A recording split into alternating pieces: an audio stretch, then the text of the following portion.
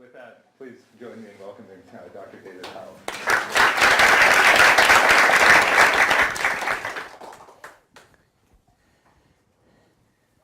Right, thank you, Tristan, for that very kind introduction. Thank you for plugging that article. I'm glad that somebody has read it. Okay, well, it's a great pleasure to be here at UBC. Thank you all for coming on a very nice day. So why don't I just get started? How green was my night soil? Thinking with excrement about 19th century Japan.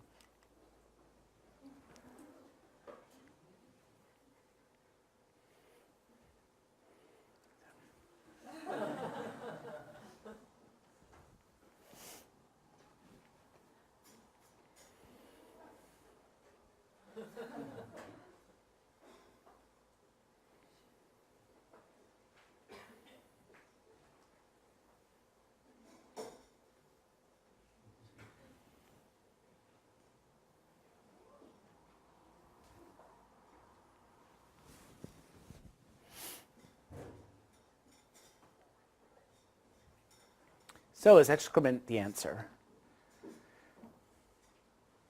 What's the question? So two questions, actually. So I think there are two questions that are implicit in every talk, maybe not just in Japanese studies. I suppose if we were in Icelandic studies, the same two questions might come up. But since this is a Japanese studies crowd, I'll continue my framing in terms of Japanese studies. First is, what's universal about your story? So what is it about the Japanese case that speaks to people who don't have any particular interest in Japan per se? And yes, of course, but what's Japanese about your story? And if it's not something particularly Japanese about it, isn't it just the same old set in Japan for a change? And I think any of us who's ever tried to think or talk about Japan, especially to a crowd that's not made up primarily of people who are interested in Japan, have faced these questions in some form. If it's too universal, then Japan just becomes a see also in the footnotes, or if it's too Japanese, then it's just a charming human interest story. I think there have been a few topics that have hit that sweet spot between universality and particularity. Feudalism, which was discovered in Japan, or was thought to have been discovered in Japan in the early part of the 20th century, and then later on the theory of modernization, which was very popular for a while in the 1950s and 1960s, were two cases of big concepts that were in which the Japanese case was thought to teach a lot to people who didn't have any particular interest in Japan per se. The sad thing for Japanese historians is that both feudalism and modernization have been totally repudiated, and so that nobody cares about them anymore except as historical artifacts, and therefore no one looks to Japan for universal truths about history. Which leads me, as a kind of aspiring historian of I did warn you about maybe excrement could be the next big thing for everyone. Because, after all, everyone poops. And there's something about the way that people in Japan have a special relationship with shit, perhaps. And so let's see if how my two questions fare when thinking about the relationship between poop and history in Japan. So what I'd like to start out by doing is, because I am kind of an economic historian, or a historian of economic life, I'd like to think of myself, is to start by briefly describing the excremental economy in 19th century Japan. The excremental economy was definitely a market economy. And I'll mostly be talking about the city of Edo and Tokyo, as Edo became after 1868. But what I say about Edo/Tokyo is basically applicable to any major city in Japan in the 19th and well into the 20th centuries, as a matter of fact. So the city of Edo was founded in 1590 and grew very rapidly after that. By 1720, there were 1 million people or more in the city. It was probably the biggest city in the world at the time. And as the city grew, with 1 million mouths to feed, so too did farming in the immediate hinterland of the city. So you had a booming urban population and a rapidly growing agricultural population in the areas near the city. And so if you have 1 million people, then of course you have 1 million people going to the bathroom, which meant that human excrement, night soil, was extremely plentiful, and it turns out to be an extremely effective fertilizer for precisely the kinds of vegetables and fruits that were valued by consumers in the city of Edo. Night soil excrement can be used as a fertilizer for all kinds of things, but Japanese farmers thought that it was particularly efficacious for leafy vegetables and fruits and things like that that were best produced for an urban market for daily consumers. It was not used so much on rice or other grains of that sort.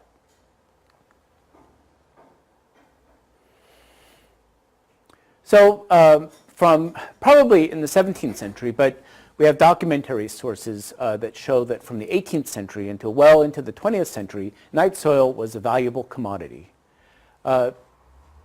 Basically, people pooped, and farmers or brokers came and purchased the contents of people's toilets and then took it out into the countryside where it was either used or resold to consumers, that is farmers, who then used it as a fertilizer. One of the interesting things about the economic history of night soil in Japan is that it remained an important commodity throughout the 19th century without any real change during the Meiji Restoration period. There was one kind of market blip that I'll talk about in a little while, but basically people continued to poop, brokers continued to take that poop out to the countryside, and farmers continued to use it to fertilize fields for vegetables. So in a way, a Meiji at 150 lecture series, there's no dramatic turning point. But I think that continuity is as important as change. So there we go. The real change occurred not at the time of the Meiji Restoration, but rather in the case of Tokyo around 1920 or so, right after World War I. By that time, the city had grown even larger, pushing out into areas that had formerly been farming villages. And basically, there was just too much poop for the surrounding countryside to easily absorb. It remained an important commodity, but now, instead of farmers, or that is consumers, coming to buy people's excrement, people had to pay to have their excrement hauled away. And that change came very, very quickly.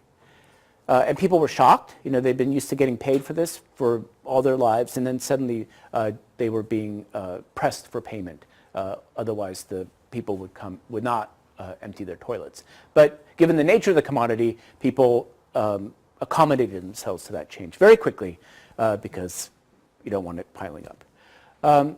Night soil remained an important commodity until, it's hard to tell exactly when, but at least through the 1950s in this area surrounding Tokyo, and maybe later in other parts of Japan. Not now, though. During the late Tokugawa period, in particular in the 1850s, 1860s, and then after the Meiji Restoration, farmers saw access to night soil as virtually a life or death issue. They considered it to be the most important, the most efficacious fertilizer for the crops that they wanted to grow. And so the shogunate, which of course was based in Edo, had to deal periodically with large-scale protests, usually over charges that night soil brokers were not paying fair prices or were adulterating the contents of night soil containers in order to effectively raise prices, so that there was a constant tension between the consumers of night soil and the men who bought and sold it. The first big protest, and it was one of the largest peasant protests in Japanese history up until that time, involving more than 1,000 villages, occurred in 1789. It's a very easy year to remember in the history of protests. But the one that I want to mention just briefly occurred in 1867 on the eve, like almost literally the eve of the collapse of the Tokugawa regime, which had been ruling over Japan since the beginning of the 17th century. By 1867, everybody knew that the Tokugawa shogunate was going to collapse. The bureaucrats working in Edo Castle certainly were keenly aware of it. And probably the peasants who were protesting were aware of it too, but they felt, as I said, because it was a life or death issue, they thought that they had to protest. And basically their complaint was that the night sale brokers were charging the same price per unit, but they were making the units smaller. So instead of a 5-liter bucket, they had sneakily reduced the size of the buckets to 4 liters, but were charging the same price for it, effectively raising the price. Or they were adding river water to the contents of the night soil buckets to water the material down and thereby fill up more buckets. And watery poop is not nearly as good as nice, not too watery poop. And so the latter scheme made it even worse because people would pay and then found that they couldn't use the material as fertilizer very well.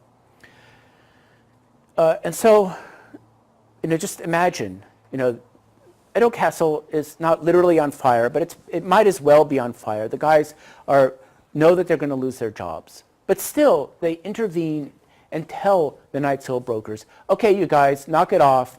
Use the larger buckets as you had before. Don't raise prices. This is terrible. You must not do this. It's like one of the last official acts of the Tokugawa shogunate before it collapses is don't overcharge people for poop.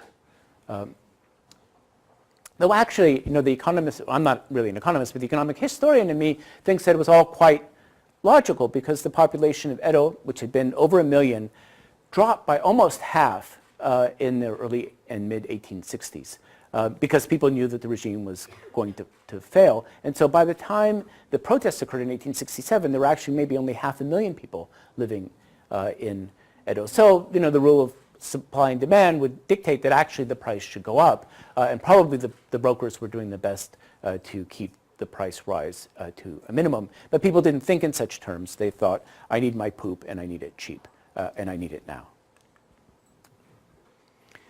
But just to give you a sense of how urgent the issue was and how important night soil was in the eyes of the authorities, this is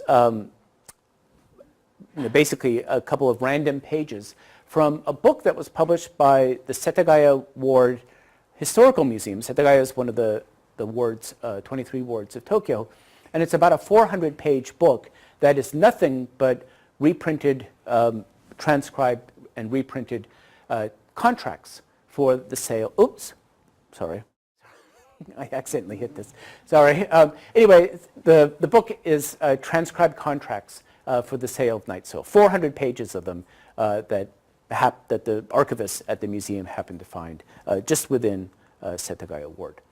I won't go into the contracts themselves, except to say that the villagers, at the time it was an area of villages a few miles outside the main part of Tokyo, and you can see of Edo, and you can see the kinds of the number and range of urban dwellers with which these people had contracts. Usually, most of the ones that I looked at had in the survey that I'll show you once I get back to the page,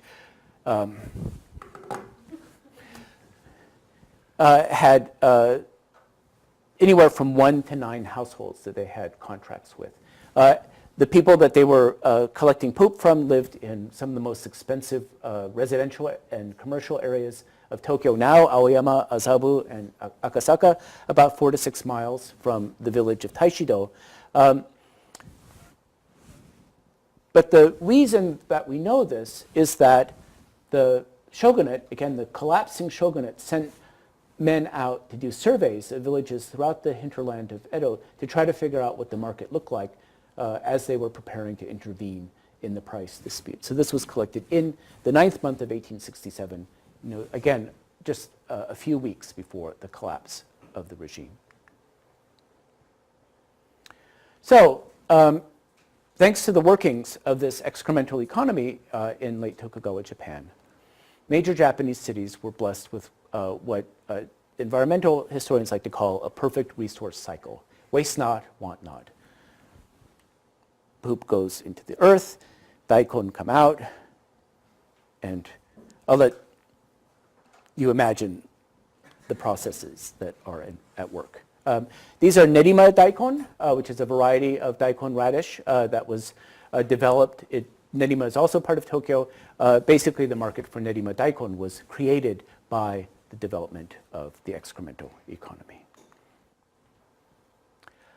And as a result of this, the city of Edo was probably about as green as pre-modern, pre-industrial, or any cities get, compared to other cities at the same time around the world. There was much less in the way of human waste that was around because it was so valuable that people were selling it rather than just throwing it into the water or on the street. As a result, nowadays, lots of people like to point to Edo as a particularly green city and think of its greenness as the result of an intention to be green. This quote is from a book entitled The Edo Inheritance by Tokugawa Tsunenari, and he has the line that I quote here: "The strong interest in sanitation was a trait shared by the entire population of Tokugawa, Japan. Edo was the cleanest city and Japan the cleanest nation in the world between 1600 and 1800. Tokugawa is not a common surname in Japan today. If you meet somebody named Tokugawa, you know that they are related either to the main shogunal house or one of the three branch families of the Tokugawa house. And I happen to be fortunate enough to have met Mr. Tokugawa Tsunenari once. If there were still a shogunate, he would be the current shogun of Japan. And I was so, like that. And I asked him if people freak out when they hear his name, and he said that, some people, either people freak out completely, as I had, or it just doesn't register at all. But please, if you remember nothing from this talk, next time you meet Mr. or Ms. Tokugawa, please make a show of freaking out, even if your heart isn't really in it, because it's royalty, I guess. Anyway, that's neither here nor there, though. Anyway, so he wrote a book about how great the Tokugawa period was, and one of the two things about the Tokugawa period that he thought was particularly great was the sort of what he thinks of as an ecological sensibility. The other was that it was a time of peace.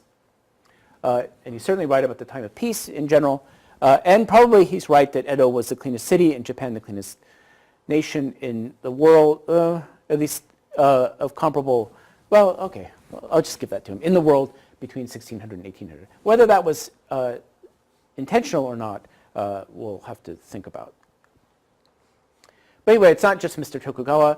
Right now, if you go to any major bookstore in Japan, you can easily find lots of books that sort of make the argument that Edo equals sort of ecologically advanced.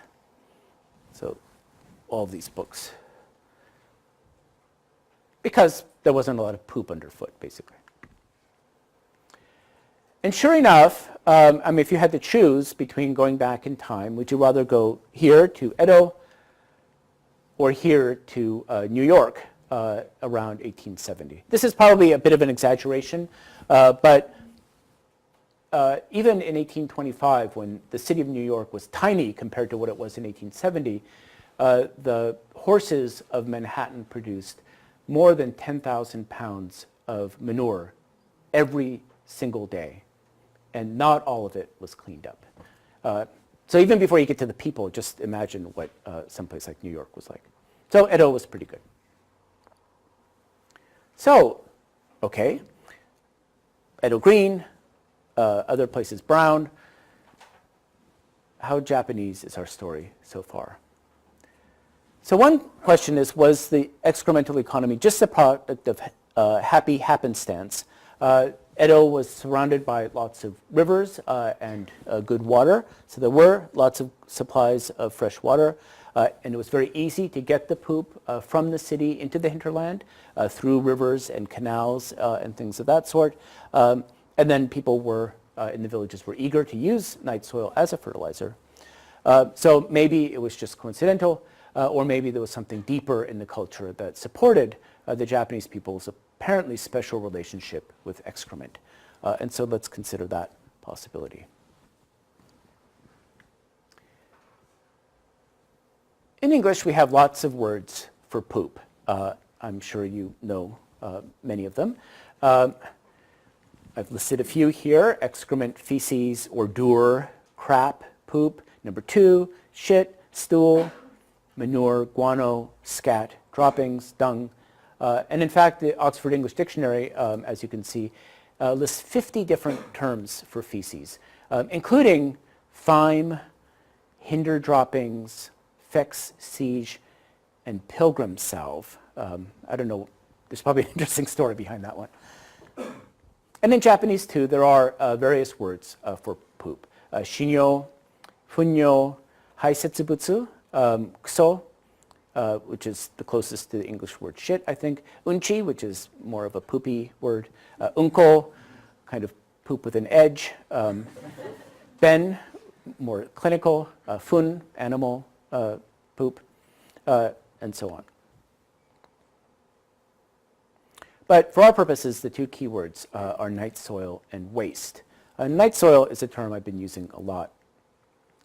Night soil is excrement as a commodity that is distributed from the city to its hinterland as a fertilizer. And so as a commodity, night soil is an object of utility and hence a thing of value. Night soil is good.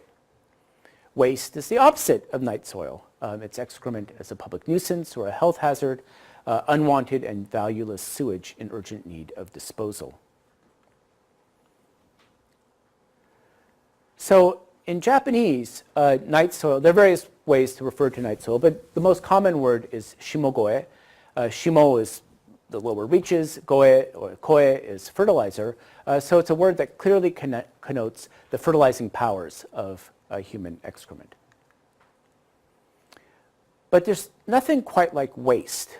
There's no single euphemism that has the power and reach of the English word waste, I think. The closest thing I could come up with is obutsu, dirty things or filthy things, but that's not a term that you hear much in everyday conversation. Haisetsubutsu is sort of excreta, but again, doesn't quite have the reach of waste.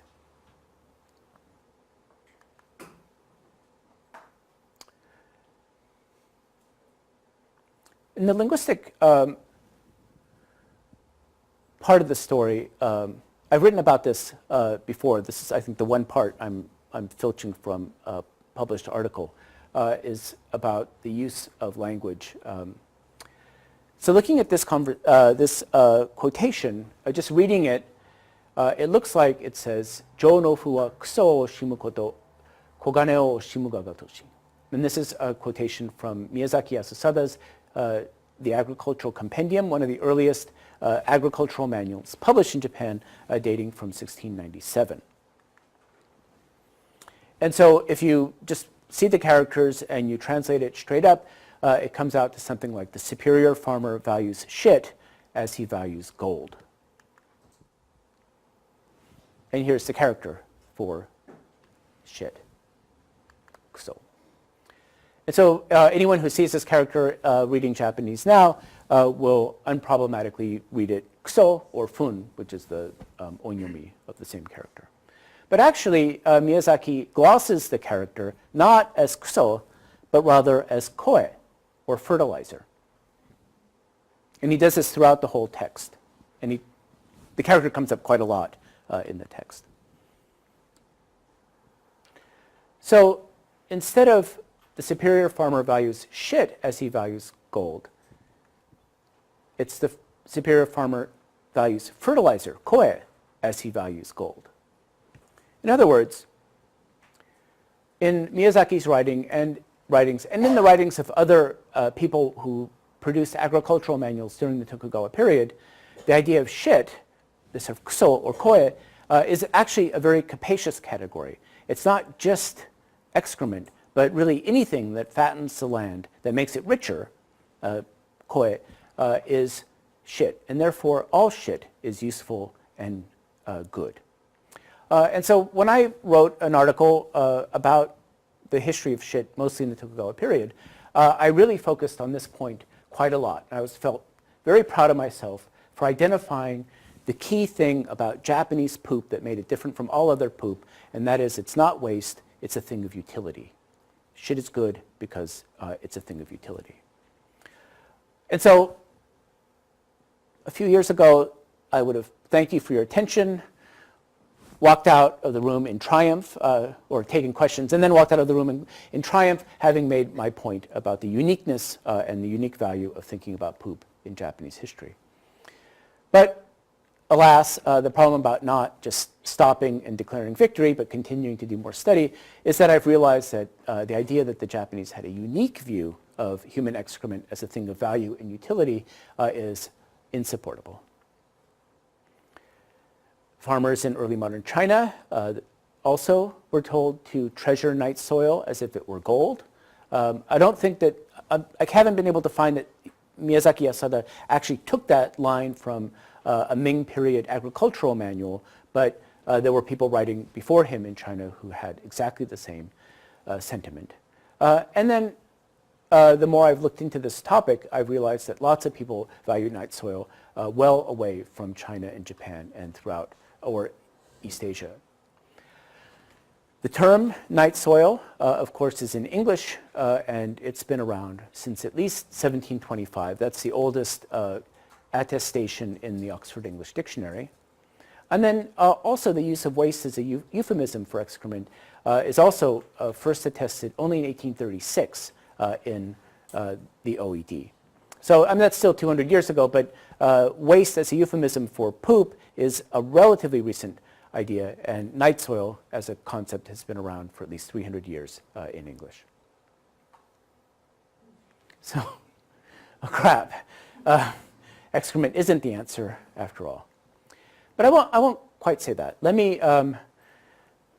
spend the rest of my time giving a few examples of the ways that about thinking with excrement can give us a new view of the 19th century in Japan, and perhaps the world, or at least the world of waste studies, or critical waste studies, which is a thing. I'm not making this up. Let me start, and since this is a talk about the Meiji, or a talk in a series commemorating the 150th anniversary of the Meiji period, and no talk about early Meiji would be complete without a reference to the Iwakura mission, which I think probably most of you know. Most of the leading members of the Japanese government went on a road trip around the world for about 18 months from 1871 to 1873, leaving a caretaker government in place, asking them very nicely before they left, please don't do anything big while we're gone. Oh no, we won't do anything big. And then they proceeded almost invade Korea and do other things like that. But anyway, we won't worry about that. We'll just worry about what the members of the Iwakura mission saw when they visited the sewers of Paris and London in 1873. And these were the state-of-the-art sewers at the time. So in the official record of the Iwakura mission, referring to Paris, they do note that the sewers constitute one of the most awe-inspiring sights of Paris. And in those days, it was possible to go on a tour of the Paris sewers through the canals that carried water and other stuff bobbing in the water through, like boat tours through these canals of the sewers. Now you can still go to the Paris sewers, but they won't let you ride around in boats on them. So they did the full tour, and they said, whoa, it didn't smell as bad as we thought. It wasn't pleasant, but we got through it okay, and it was really, really impressive. But, so as infrastructure was very impressive, but it was also very puzzling. So as you can see in the second quote, referring to London, and Britain, the soil in Britain is not fertile, and great efforts must be made to promote agriculture, with 20 million tons of guano, that is bird poop, imported from each year from Peru. And so, like, why are you importing 20 million tons of guano and flushing 20 million tons or more of human waste, human excrement down the, like literally flushing it down the toilet? It just seemed like such a strange thing.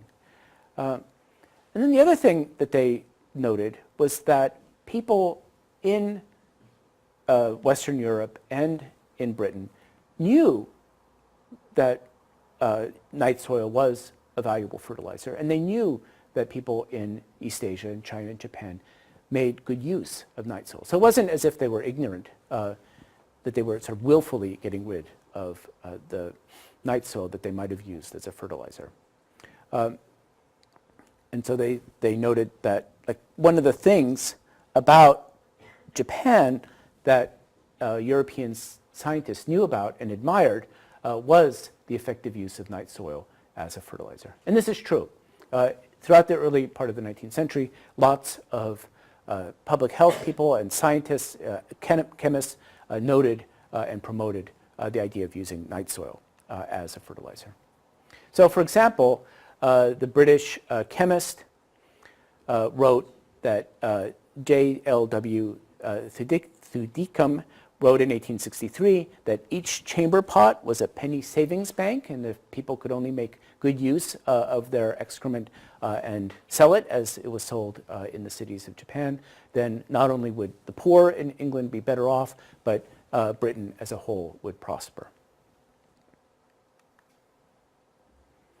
And even in 1799, an agricultural manual published in Britain noted the value of night soil and wrote, the author wrote, the highlighted areas here, that in China and Japan, we are told the laws prohibit the waste or neglect of human excrements.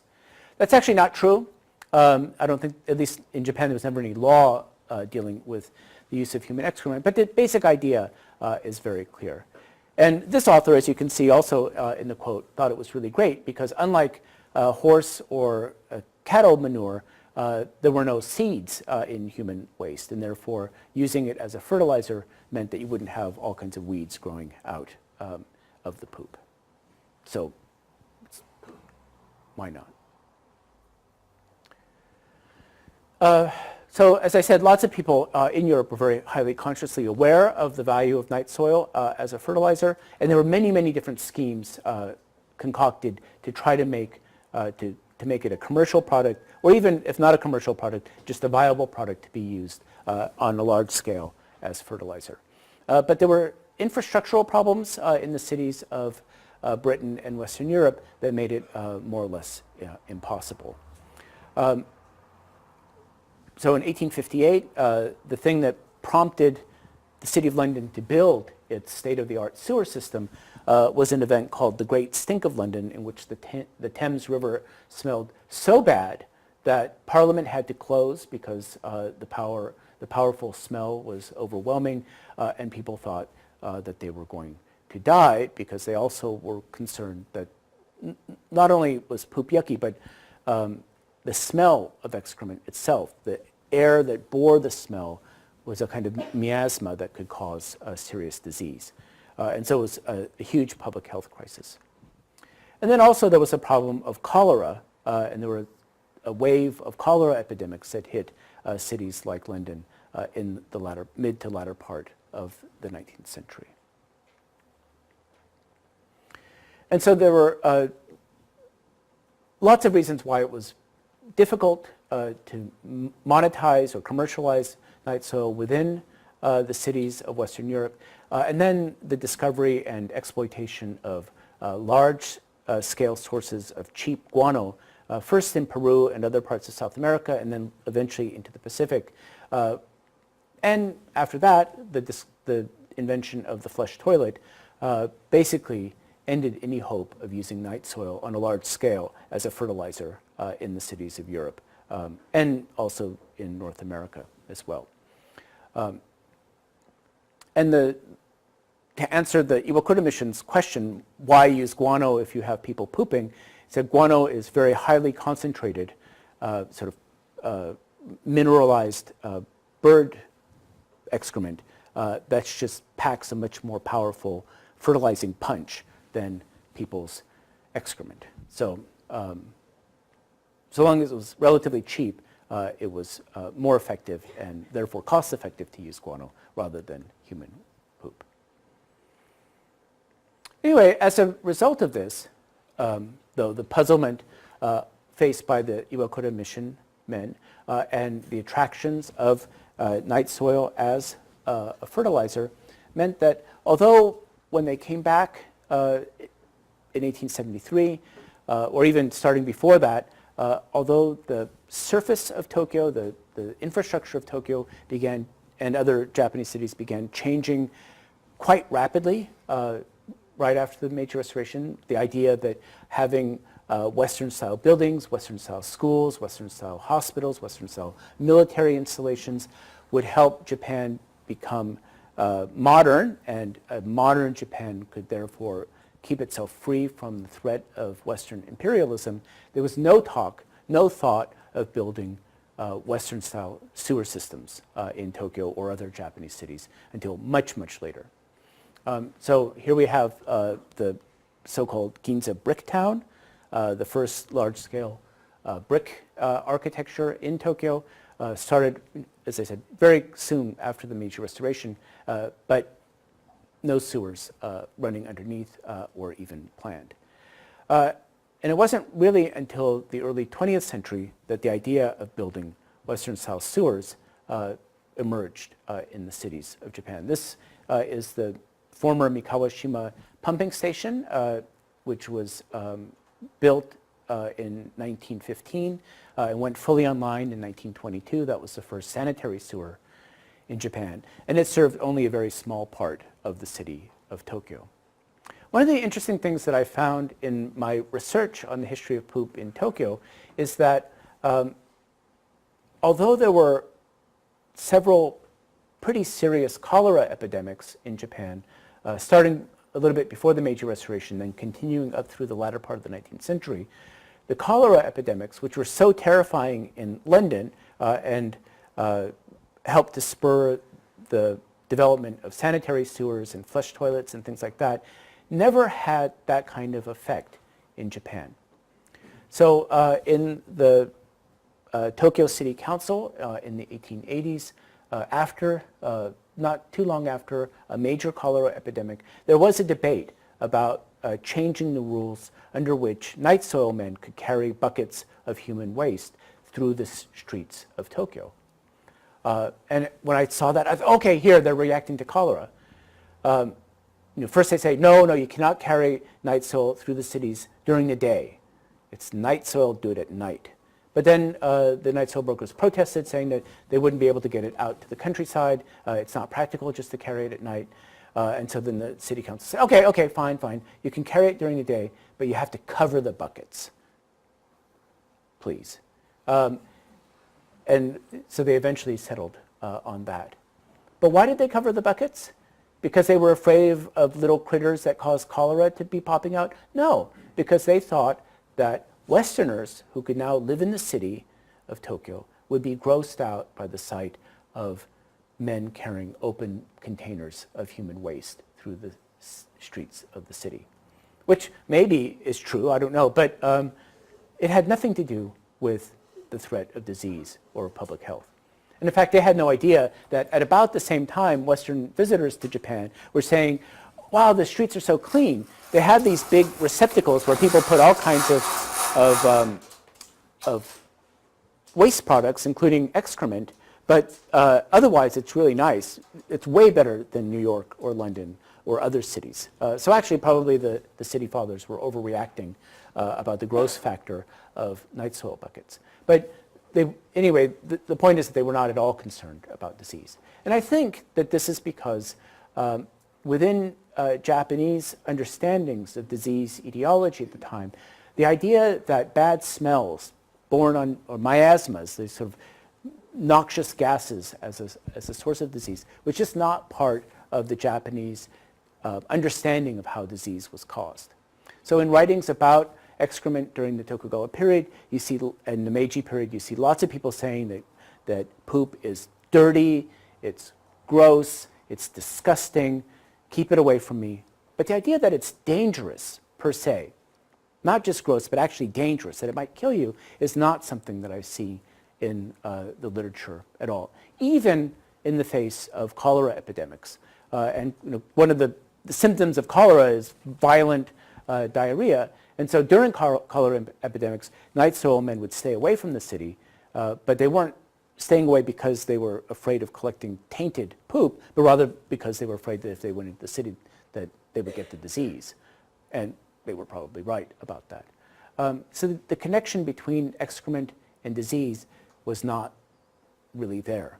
And even in the 1920s, when the bacteriological theory of disease was as widely accepted in Japan as it was anywhere else, I've seen things like manuals distributed by the city of Tokyo out to all Tokyo residents. And one of the little pamphlet that I read was called Onatsu no Soji, so keeping the house clean in the summer. And it's got lots of pointers. And the whole thing is obsessed with flies. And it says there's 7 different types of fly in the city of Tokyo, and flies are dirty, flies are disgusting, flies can cause disease. And so if you have chamber pots or a non-flush toilet, cover the toilet because flies will breed in the toilet, but not a word about the contents of the toilet being dangerous or even particularly dirty at all. So this is something that seems to have continued throughout well into the 20th century. Even though there were people within Japan, scientists, public health experts who did know, of course, a lot about the kinds of critters that can live in human waste. So let me wrap up. The question was, how green was my night soil after all? So I think it is safe to say that Edo and Tokyo were indeed greener than cities in Europe and the United States in the pre-industrial period and up through the 19th and early 20th centuries. So that's a win for Japan. But Mr. Tokugawa is wrong when he says that the strong interest in sanitation was a trait shared by the entire population of Tokugawa, Japan. The word sanitation had not been invented in Tokugawa, Japan, and the idea of sanitation per se, I think, was just not something that was on people's radar. So if Edo was a green city, an eco zone where people lived in salubrious harmony with nature, that was just a lucky break for the city of Tokyo and not anything essential in Japanese culture. So that's kind of a bummer for me, but rather than look for an essentially Japanese sensibility about night soil, I think that the value of looking at the history of excrement in Japan is that it does open up other features of 19th century Japanese society that maybe run against the grain of a less developed Japan sort of modeling itself on or imitating the West. So infrastructure, I mentioned the slowness to develop sanitary sewers because they weren't seen as necessary. It makes Tokyo in the 19th century look a bit different, especially since the temptation to say that there were no sewers because Japan was backward is very strong. If you say there were no sewers because they had better use for the stuff that go into sewers, then Japan looks more advanced. And likewise, with public health, although probably it's good to know about the bacteria and other things that can live in excrement, not being afraid of stinky smells and not having the public health consequences of a fear of stinky smells for their own sake is also an area in which the kind of usual dichotomy of advanced West and backward Japan just don't hold up at all.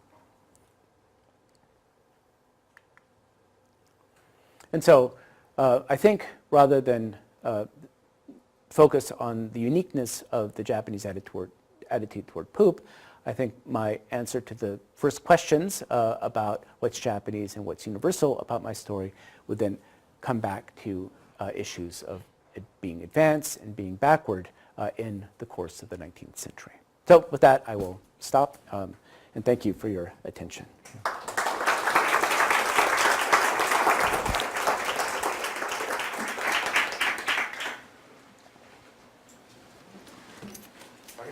Thank you very much, Yep. Dr. Howell.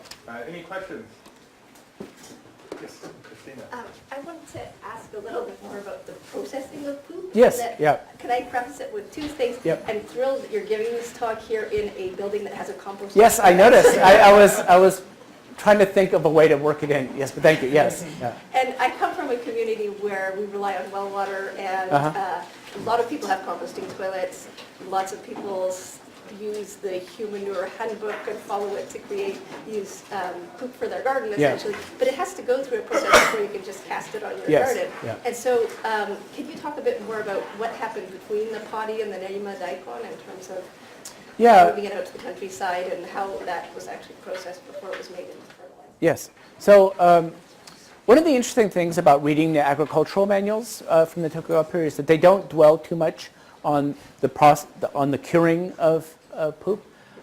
They go into anal detail about all kinds of other things, but they sort of seem to take it for granted that their farmers will know what to do with this stuff. That's kind of an interesting feature of it. But basically, people would have pits, and then they would put the excrement into a pit and cover it with other sort of like grass and things like that, and let it cure. I've seen in some texts references to a few weeks, but others to 6 months or more. And I think the key thing there is that if it's cured long enough, the harmful bacteria will die, and then you can use it as a fertilizer without endangering your health. But because people weren't afraid of it as a public health issue at the time, the rationale I've seen for not, in the agricultural manuals, for not applying it directly to plants is that it's so potent at that point that it'll kill the plants. They'll overdose on the good nutrients in night soil, and therefore it's very important to let it cure for a while and then apply it. Yeah. Oh, yeah. Thank you for the nice talk on poops. Yeah. I would like to know, however, like if there was a particular class that was handling the poop and therefore it was not really a health issue because like Himin or Heta were taking care of it, and therefore like they not counting very much on society, whatever happened to them was kind of less important. And that's an idea that I have, but maybe you can elucidate me on that. Thank you. Yeah, so thank you for that question. It's actually a very interesting point. When I first started working on this, I assumed that because excrement is dirty, that people, outcasts, might be the ones tasked to deal with it. In early modern Japan, maybe 3% of the population belonged to various outcast groups who dealt with, some of whom dealt with things like the carcasses of dead animals and other things that were thought to be polluting. But actually, although, as I said, everyone thought that excrement was kind of disgusting, it was not a status, there was no status connection between collecting night soil and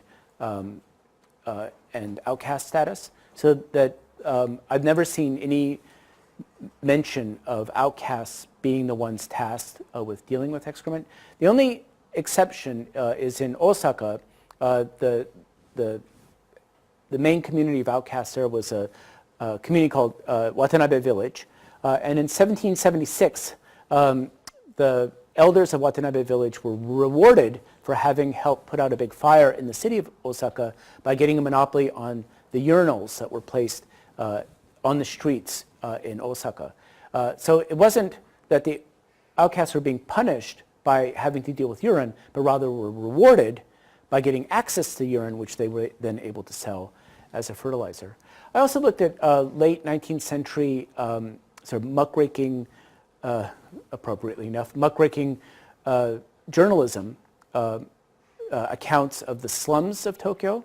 and now I'm forgetting the title, but the most famous of such accounts has this long list of the different things that people who live in the slums do, and Night Soil Man is not listed among them. Thank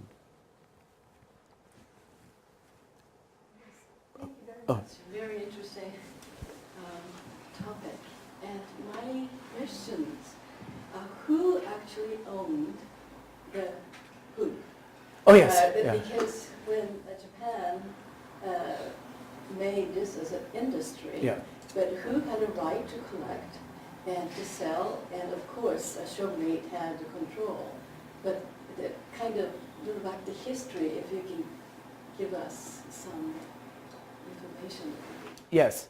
So most of the people who lived in, the commoners who lived in Edo lived in sort of like tenement apartment buildings, and the landlord owned the poop. And so it's said that often the income from the sale of the night soil was greater than the income from the rent collected. In Osaka, so for various reasons, urine was not a major fertilizer used in the Edo area, and so people weren't interested in urine. In Osaka, where urine was used, excrement belonged to the landlord, but the urine belonged to the producer of the urine. So tenants could sell their urine, but their landlord would get the money from the poop. One of the, again, from an economic history standpoint, one of the strange things about the excremental economy was that it simultaneously existed as a barter economy and as a cash economy, so that some farmers had relationships with land homeowners, or like landlords, or with samurai who lived in their own samurai districts, and they would exchange vegetables for poop. But at the same time, there were also brokers or farmers who would pay cash and make like 3-year contracts to collect all the poop from, say, a low-ranking samurai household in exchange for X amount of money.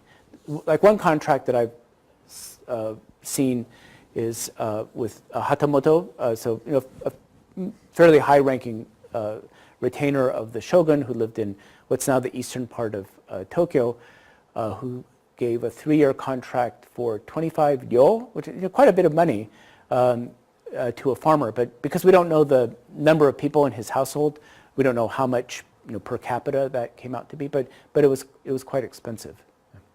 And then there were also brokers who would buy from the producers and then resell to. In the 20th century, that was very common. So professional poop brokers or urine brokers in Osaka. Thank you, that was great. I have heard Mr. Tokugawa speak about how wonderful his family's period was. Yes. And I have not actually been able to get through the whole book. But I imagine the sanitation argument also kind of links to ofuro or osento or, the bathing tradition, is that? Yeah.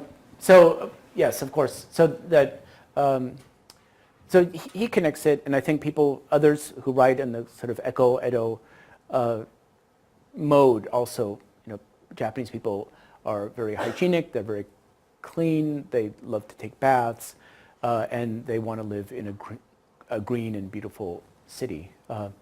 And so on the face of it, it's a very attractive and persuasive argument.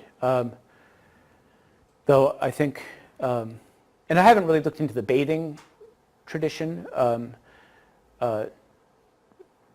Probably the win would go to Japan in terms of like personal cleanliness in the pre-industrial period. But still, those sort of green results are quite different from green intentions. This is sort of a tangent, a little bit of a tangent, I guess, in terms of the way that the scholarly literature on the history of poop has developed in Japan. Because there are so many the scholarly tradition in Japan is so rich that there's something about, somebody's working on everything. It's almost impossible to find a topic that no one's worked on. And I thought, oh, I got it. No, there's a bunch of people who work on the history of poop. But one of the interesting things is that the people who work on night soil are sort of economic historians, and they're interested in the commodity.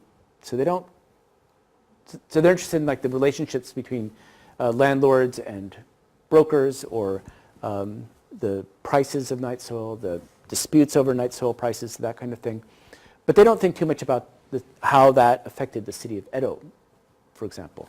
And then you have this other group of people who write on the history of Edo, much more commonly for a popular audience, a general audience. I know that you know this. It's a really interesting phenomenon. So, sort of non-professional historians write about Edo, and then they're the ones who are the most inclined to engage in the fights of eco-sensibility, like the slide of the book covers that I showed. Whereas the professional historians tend to be economic historians who treat poop as a commodity, just like any other commodity. And so I'm trying to get that sweet spot where you look at both. That'll be my contribution, I think. Yeah. Sweet spot. So if the idea of sanitation was not in the mind of the population, Yeah. how about some versions of the idea of green then? Yeah, I think, one of the difficulties faced by people who want to argue that Edo, or that the Japanese have this sort of uniquely ecological attitude, is that urban archaeology of the city of Edo has discovered or uncovered lots and lots of garbage. And then actually accounts of regulations about dealing with garbage, as opposed to excrement, also show that people were, people everywhere, I guess. If there's some if they have some kind of incentive, in this case, being able to sell the excrement, they'll take care of it. If there's no incentive, then they don't. Then they'll be as wasteful as anyone. So, for example, in samurai quarters, in samurai compounds, it was not unusual for the samurai themselves, the men living in these compounds, away from their families, kind of in barracks, didn't seem to be very interested in economizing. So, when they dug up the grounds of the University of Tokyo campus in Tokyo, they found these garbage pits where men had just tossed away sake and soy sauce containers. And the idea was, these are ceramic containers. You're supposed to go and get them filled up at the sake store or at the shoyu or the soy sauce store, wherever, and then reuse it. But because they weren't paying for them, they would drink the sake and then they would just toss the thing. It's like thousands upon thousands of pristine, mint condition sake containers uncovered. And then there are accounts of disputes between samurai neighbors, because one group of men would be throwing their garbage over the wall into the nearby compound. And then regulations from the shogunate about garbage that could be used as landfill, saying, it's strictly forbidden to just dump it anywhere. You're supposed to take it to Eitaijima, because there actually a lot of Tokyo Bay is landfill, and it was built with garbage, among other things. But people were just dumping it into the water. So there's lots and lots of evidence of people being very wasteful if they didn't have some kind of incentive not to be wasteful. So, yeah.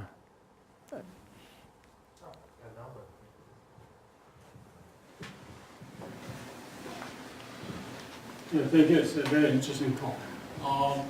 There are three groups in this business of night soil.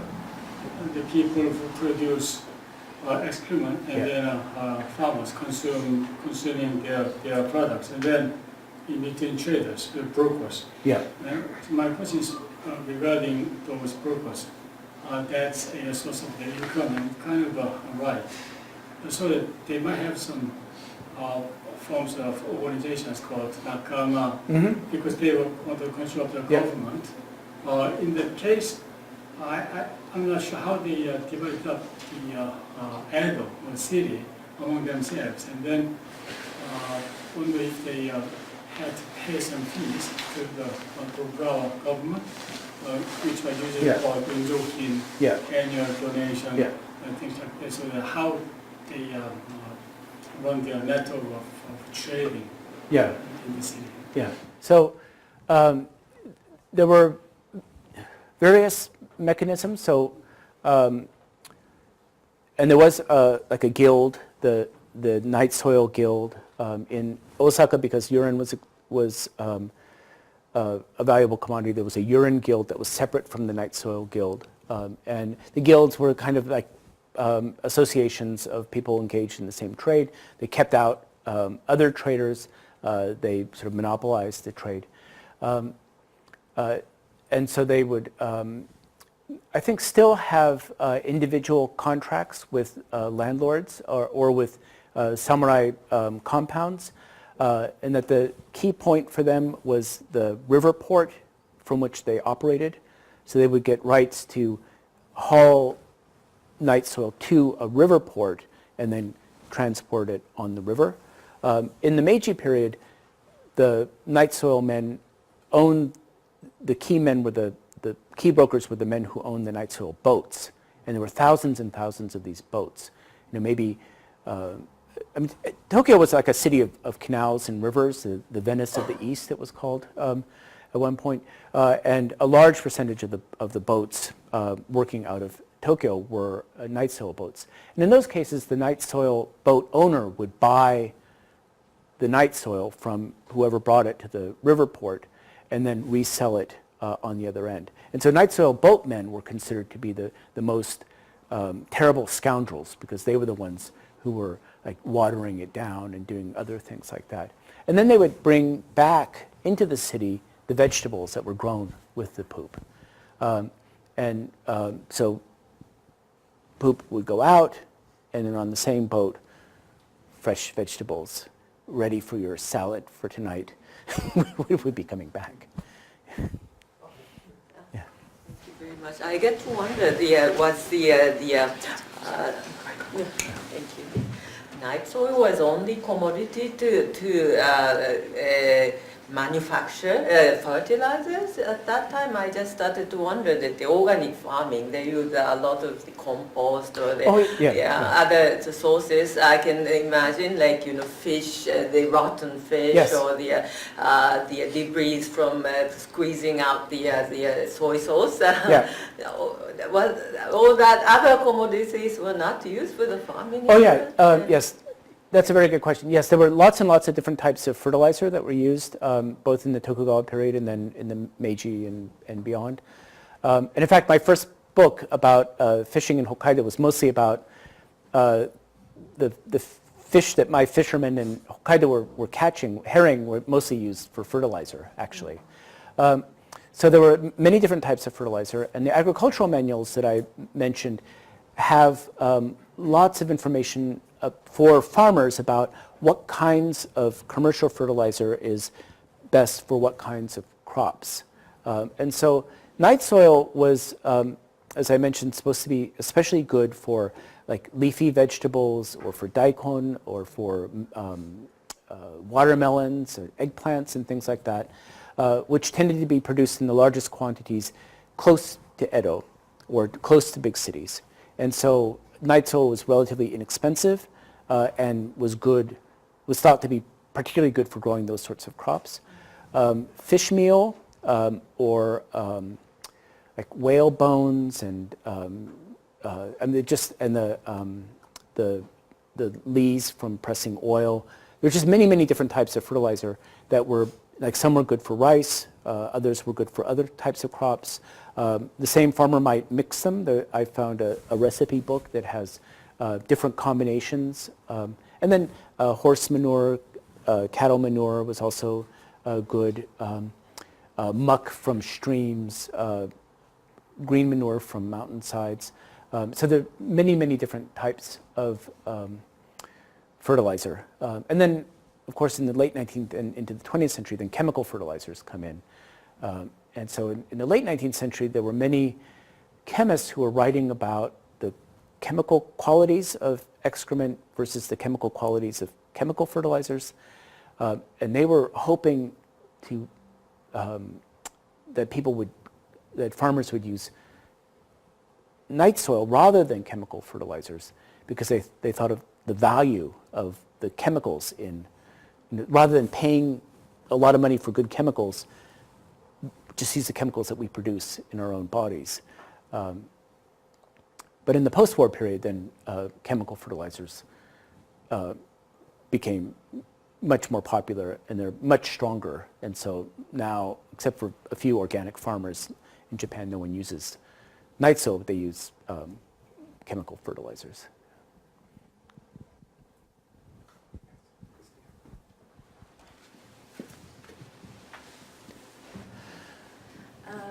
I was really curious about how you identified the 1920s as, or particularly 1920 as a time when you get this shift from people who get paid to them having to pay to get their excrement taken away. Do you see then, for example, citizens in Tokyo trying to get rid of their waste on their own and dumping them in waters, or trying to get rid of them another way without having to pay? And just thinking what happens, for example, with like the Reikanto earthquake and all this hysteria about Koreans poisoning the wells. And, does it get linked to this kind of idea about the vulnerability of infrastructure, particularly kind of water systems and so forth? That's also a very good question. Thank you. So in the materials that I've looked at, I haven't seen, and I may be looking in the wrong place, and mostly I've been looking at earlier periods as well. So I may be speaking out of ignorance rather than more than anything else. But in the materials I've looked at, there hasn't been that much comment about people reacting or resisting the flip from being paid to having to pay. It could be partly because tenants in apartment buildings weren't being paid anyway, and they weren't the ones directly paying to have it hauled away anyway. So that difference may have been very keenly noticed by some part of the population, but didn't really matter to much of the population. And I haven't seen, and again, maybe I just haven't looked at anything related to the earthquake per se. I'll have to look into that. However, all that said, in 1932, the city of Tokyo annexes a lot of the countryside around it and almost doubles in land size. And so the 23 wards the area encompassed by the 23 wards of Tokyo is then born. So at the time of the annexation of all this extra land, there's a lot of farmland that's absorbed into the city. And a city official wrote a report about night soil. So this is he's writing in 1935 or 1936, and talking about the circulation and all that, and the production, so to speak. And he decides that there are, 5 million gallons of poop per day that is missing. I mean, just taking the number of people who are pooping and the amount of poop that's getting, the city is now involved in overseeing the distribution. So it's something like 5 million gallons a day that's missing, or maybe it's 5 million liters. Anyway, it's quite a lot. You wouldn't want to be around it. And he can't account for it at all. And maybe it's just because of record-keeping errors or whatnot. But it's also entirely possible that those are the people who say, I'm not going to pay to have this called up, right? Because they were doing it with garbage, they were doing it with other things, so why not do it with poop and just dump it into the water? So that's the best I can find. Yeah.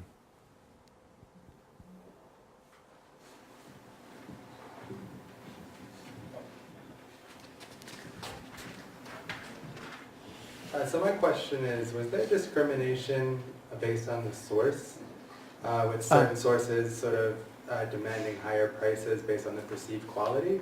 And if so, what is the criteria of this quality? Yeah. Yes. So it was widely understood that the poop of samurai, especially higher-ranking samurai, would be better and therefore command higher prices than of commoners. It was also said that poop from expensive brothels would also be a very good quality. That does seem to be, though, that that there was a sense that the people who were richer produced, like, literally richer poop because they ate more protein. And the more protein in the diet, the better the fertilizing qualities. And so in the article I wrote, there's like a story about how, you know, experienced night soil men could, like, tell at a glance from the way that it was sort of bobbing in the water, whether it was from a high quality source or a low quality source. And then in the late 19th century, when the poop scientists got to work to examine and try to make the case for night soil, they also, like, would collect poop from military barracks where men were being fed lots of animal protein, and government workers' houses where people were, you know, paid pretty well but not rich, and then from workers' districts where people were eating less well. And they too proved scientifically that the better the diet, the better the poop.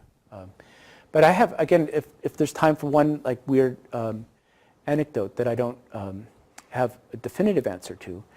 In 1872, I think, for a historian, I'm really bad with dates, so please forgive me, but sometime in the very early 1870s, shortly after the emperor moved from Kyoto to Tokyo, and he's in the imperial palace, the imperial household ministry sent out this notice to the 3 prefectures that once upon a time were situated right outside of this. They're all part of Tokyo now, but they were sort of outside of Tokyo. To prefectural officials saying, you know, for all this time, for a long time, this guy named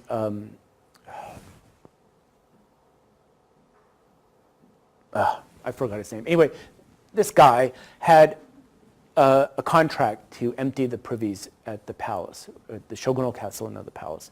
But we want to sort of spread the beneficence of the imperial realm to all, and so you all in the prefectural offices ask your farmers, and they can come to the imperial palace and collect the poop. And you think, you know, if anybody eats well, it's got to be the people living in the palace. And the answer from all 3 prefectures came back, and they said, no, we asked our villagers, and they said, thanks for the offer, but we're good. We're have as much as we can handle. Not a single person wanted to take up the offer of collecting the emperor's poop. And it's so, I mean, from a rational point of view, it doesn't make any sense, because the population of Tokyo had dropped so precipitously that there was a poop shortage. The city hadn't really recovered yet. So I assume it's that, yeah, like a daimyo's poop or a high-end courtesan's poop, no problem, just mix it with the rest and it'll be fine. But if you got His Majesty's poop, maybe, I mean, what do you grow with His Majesty's poop? Or how do you go, you know, do you have to wear, like, your best clothes to go in? Yeah. So I assume, I mean, my guess is that it was something more along those lines, that people were just, it wasn't worth the effort or the anxiety. But one of the frustrating things about working with those sources is I found the inquiry, I found the answer, but then people are still there pooping every day, and I never found out what happened. I'll have to look into it some more. Yeah. I'm just going back to trying to understand the difference between, like, China, Japan, and Europe. And as was mentioned, there were many different types of sources around the time, like in the other period. Yeah. And just wondering, was it, like, taboo to use human night soil for other countries? But you said that, I think, China, you know, the concept that it was gold was not new.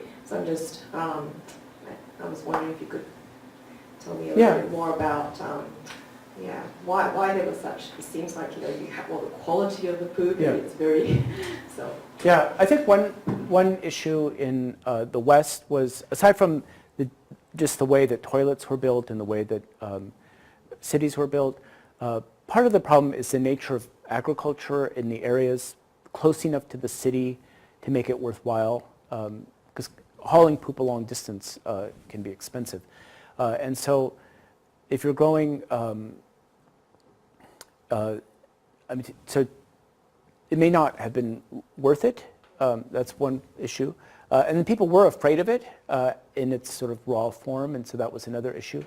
So in the case of New York, for example, there was a number of companies that were founded in the 1830s and 1840s to try to solve that problem by drying human excrement and turning it into a kind of powder form called poudrette, which had been developed in France and used fairly widely in France, a kind of powdered form. And there were a number of companies that were founded in New Jersey and in other parts of New York State that worked for a little while, but then didn't succeed. So even there, I think by the time it's powdered into this fine powder, it doesn't really look or smell at all like excrement anymore. So I think it was more a matter of it not being cost effective. And then, of course, you also have many, many animals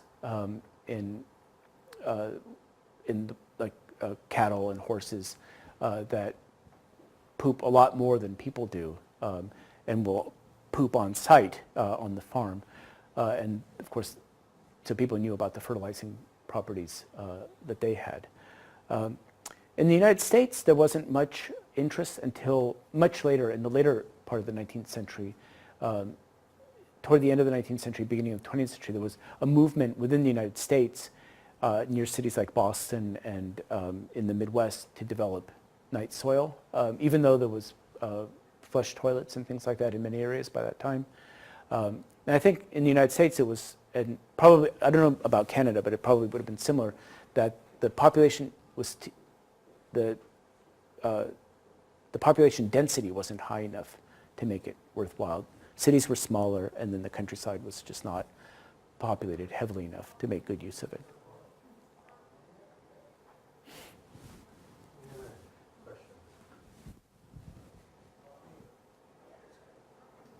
Well, in that case, please join me once again about the Dr. David. Yeah, thank you very much.